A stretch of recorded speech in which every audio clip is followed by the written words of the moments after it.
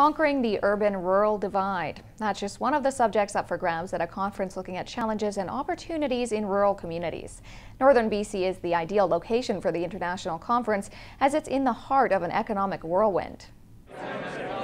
They've all come to Prince George in hopes of learning from each other best practices for ensuring the health of their rural communities. It's an issue that has been talked about a great deal in this region with the Community Development Institute. But this region is not alone. So all across the globe, rural and small town places are wrestling with change. And in northern BC, we're especially on the cusp of a lot of changes. We put in place a kind of an economic and industrial landscape after the Second World War, and that's been in need of change, and it appears to be on the cusp of really significant change. But while the message is not entirely local, there's a reason the location of this symposium is attractive to those from other parts of the country. The message is not local, but rather national.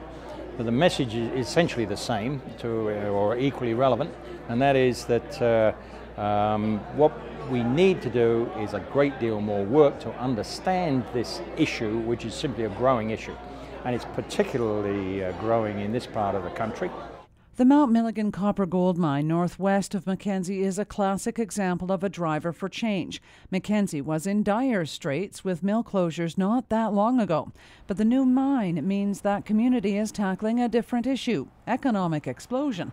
But often the challenge for rural communities is planning for the unknown. Here's where the province needs to step up and take a lot more responsibility for what is happening. Because in many cases these operations are outside municipal boundaries, so they have no taxation capability. Nonetheless, the people that are working there come into those communities, use the services, the infrastructure, and that costs the communities. Greg Halseth says Northern BC is ahead of the curve in recognizing and dealing with many of the pitfalls facing rural communities. But where the province needs to pitch in to help, Halseth says the federal government is far too uninvolved.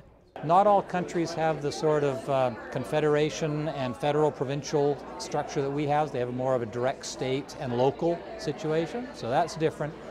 But also in other circumstances, again, like in Australia, they have a senior government policy that's really been active on the ground. He says working with senior levels of government and industry just makes everyone's lives easier. Cheryl Jan, CKPG News.